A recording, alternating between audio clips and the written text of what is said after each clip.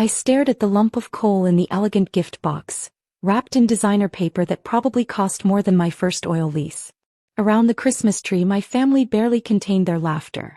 "Get it?" my sister Victoria smirked, adjusting her investment banker blazer. "Since you're so interested in fossil fuels." She said it like it was a communicable disease. "Very creative," I replied, setting the box aside and checking my phone discreetly. The commodities alerts were coming right on schedule. "Honestly, Rachel," Mom sighed, "when are you going to do something respectable with your MBA? Victoria's firm has several openings." "In corporate compliance," Victoria interjected. "Though that might be a stretch for someone playing wildcatter in Texas." Dad muted the financial news playing in the background. "The energy sector is dead. Green tech is the future. If you just listen." "Speaking of listening," I said, watching the Bloomberg ticker closely, "how's your solar portfolio doing?" Victoria straightened. "Up 40% this quarter. Like your, what do you call it? Microcap energy venture." "Something like that." My phone buzzed. Right on time. The muted TV suddenly switched to breaking news. Dad fumbled with the remote as the headline scrolled. "Breaking. Energy Empress corners market with $12 billion acquisition. Winter Energy Group acquires major stakes in global oil supply." The room went silent. Victoria's champagne glass froze halfway to her mouth. "What acquisition?" Mom whispered. I stood, smoothing my simple blazer. "Winter Energy now controls 30% of North American oil reserves, plus strategic holdings in the Middle East." "That's impossible," Dad protested. "The capital requirements alone would be about $12 billion, I finished. Give or take a few $100 million for the infrastructure improvements." Victoria's designer heel tapped nervously. But your little company was a cover for our strategic acquisitions. While everyone was distracted by green tech, we were quietly buying up undervalued energy assets. I picked up the coal from its box. "Funny how something so basic can be worth so much when you control the supply." The Bloomberg anchor was still talking. Victoria's hand shook as she reached for her phone to check her portfolio. The night was young and they hadn't even seen what I planned to do with natural gas prices. The next morning I stood in my new corner office at Winter Energy's headquarters, watching the sun rise over Houston's skyline. Victoria's former firm's building was visible from here, now dwarfed by our newly acquired tower. "Your family is in the lobby," my AI assistant announced. "They're having trouble with the biometric security clearance." I pulled up the security feed. Victoria was waving her Goldman Sachs ID at the scanner while Dad argued about his decades of energy sector experience. "Let them up," I said, "but flag them as restricted access." They burst into my office minutes later, Victoria still clutching the Wall Street Journal with our acquisitions splashed across the front page. "The market is in chaos," she sputtered. "Oil futures are through the roof." Fascinating, isn't it? I projected the morning's trading data onto my smart glass walls. Almost like someone knew exactly when to acquire controlling interests in key reserves. "You can't just corner the market," Dad protested. "Surely I can." And did. I switched the display to our global assets map. While everyone was distracted by solar panels and wind farms, we were quietly building the largest private energy network in the Western Hemisphere. "But the environmental regulations," Mom began, "are precisely why our position is so valuable," I finished. "Green tech needs decades to scale. Meanwhile, the world still runs on oil. And we control the supply." Victoria grabbed her phone, frantically checking her trading account. "Buy short positions. Would be underwater right now," I completed. "Along with every other hedge fund that bet against fossil fuels. Did you really think I didn't notice your firm's trading patterns?" "This is market manipulation," she hissed. "No, this is strategy. While you were mocking my little company, we were acquiring distressed assets at pennies on the dollar. Amazing how much wealth there is in things people take for granted." My phone buzzed. "Excuse me, OPEC is calling about our new production quotas." "Production quotas?" Dad's voice cracked. "You're negotiating with OPEC?" "Among others." I pulled up another screen.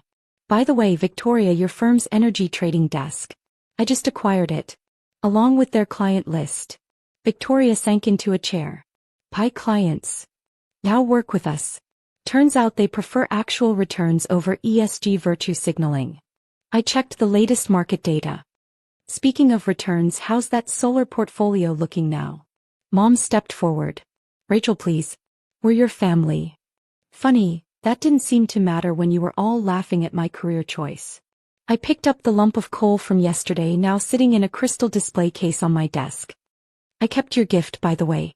It's worth about 30 million now, given current market prices. My phone buzzed again. If you'll excuse me, the Saudi oil minister is waiting. Victoria, HR will contact you about possible positions. We're always looking for experienced traders who understand the value of, what did you call it? Fossil fuels. As security arrived to escort them out, I called after them. Oh, and Victoria? That designer blazer you wore to mock my little company? Our dress code is business casual now. Power suits are so last century. The future of energy wasn't in silicon panels. It was in controlling what the world couldn't live without. From my window, I watched them exit the building, looking small against the massive Winter Energy logo now dominating the downtown skyline. My phone hadn't stopped buzzing since the announcement. Every energy minister and hedge fund manager suddenly wanted a meeting with the woman they'd dismissed as a small-time operator. Pull up the futures market, I instructed my AI. The smart glass filled with trading data showing the ripple effects of our move. Victoria's firm had lost billions betting against us. Their green energy portfolio was in freefall as investors realized how dependent those technologies were on traditional energy infrastructure. My assistant's voice interrupted. Ms. Winter, the European Union's Energy Commissioner, is holding on line 1. And the Chinese State Energy Corporation has made another offer. Tell them both I'll consider their proposals next quarter. I smiled, watching another alert flash across my screen. After prices adjust to the new reality.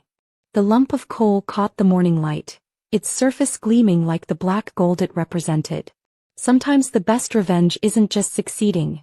It's succeeding by mastering exactly what they mocked you for. Victoria would figure that out soon enough. Probably around the time she realized her entire client list now had to go through Winter Energy for any major trades. 2 weeks later, I sat in the Winter Energy war room, surrounded by real-time displays of global energy flows and market data. The old Houston Petroleum Club, once my family's power base, was now our auxiliary storage. Their prestigious membership list had become our client database. Your family is requesting a meeting, my AI assistant announced. Again. I pulled up the lobby feed. Victoria stood in business casual attire. No more power suits. While Mom clutched a stack of investment portfolios and Dad paced between the scale models of our newest refineries. Let them up, I authorized, and display their investment positions. When they entered, their financial data automatically projected onto the smart glass walls, every trade, investment, and market position they'd ever taken. Fascinating reading, I commented, highlighting several entries. Victoria, did you really think I wouldn't notice your attempts to short our subsidiaries? And Dad's green tech investments, all down 60% since our announcement. That's private trading information. Victoria protested. Not anymore. Winter Energy's AI tracks every significant energy-related trade globally. Your positions were flagged immediately. I turned to Dad. Those solar startups, by the way, we just acquired their raw material supply chain. Turns out even green tech needs oil to manufacture panels. Dad slumped into a chair. Rachel, please. Your portfolio is underwater, I noted as the latest market data appeared. And Mom's precious tech stocks are tanking. Would you like to see what real market power looks like? I gestured and the room transformed into a global energy command center. Holographic pipelines and shipping routes crisscrossed the air, all controlled by Winter Energy. This is impossible, Victoria muttered, watching oil prices tick higher. Like my impossible strategy of buying unfashionable energy assets? I pulled up their Christmas photo, the one where they'd posed with the coal. Amazing how quickly attitudes change when markets shift. We were trying to help, Mom insisted. No, you were trying to humiliate me. How's that working out? I displayed our company's latest valuation. Winter Energy's market cap just exceeded the GDP of several countries. And those social connections you were so proud of? They're all calling me now. Victoria stepped forward. The trading position is non-negotiable, I cut her off. Though you might be interested to know your former clients are quite happy with our returns. Amazing what happens when you actually understand market fundamentals instead of following trends. But my analysis, she tried again, was wrong.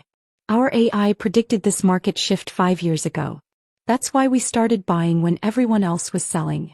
I projected the historical data. Your firm's entire energy trading strategy? Our algorithms proved it was flawed in 3 minutes. The color drained from her face as years of market expertise crumbled before her eyes. However, I continued, we are expanding our trading desk.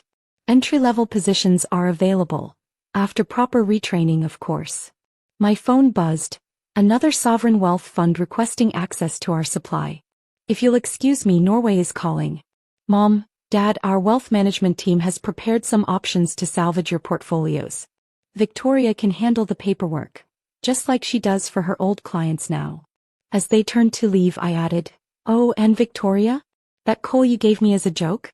It's now in our corporate museum, marking the day winter energy began its global dominance. Feel free to visit it, during public hours of course.